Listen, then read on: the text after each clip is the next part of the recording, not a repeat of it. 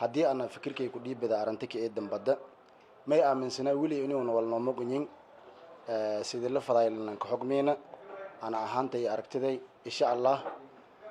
tan kala ma mahad celiyay mas'uuliyiintii dadaalka iyo juhdiga faraha badan ka bi an ka horeeyay madaxweynihii hore dawladda Soomaaliya madaxweyne Xasan Sheekh iyo madaxweynaha hadirooga mudane Maxamed Abdullaahi Farmaajo iyo shacabka Soomaaliyeed oo ku dhiidi insurmi inay macnaha xoolo iyo leeyin hadacsadaan markii ana mahad celin meelon ku baha una wala nooma gun Kenya si sheegtay xogweynta hadda la xogmay inay iyo walku kuma gunyin waana ku bi diidan iyo ogsanna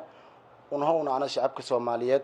meelol bun adduunka kurognama insurmaane wala una nooma guna hadda una haysaneen inay una ku dhacsado doono Ilaahay ara waana Soomaalida meelol bi roogta may ka bugaadiyay ama ka dhiirigeliyay inay iyo macnaha iska deeyaan wal iyo leeyin inay iyo qaadadan sida macnaha in iska deeyay Kenya inay una xoolagaan badaana iyo berigaan iyo dhacda fadahayta inay iyo dhacna insha Allah Ilaahay ara marka shacabka Soomaaliyeed may laha ma santiin in ka horeey wariyalka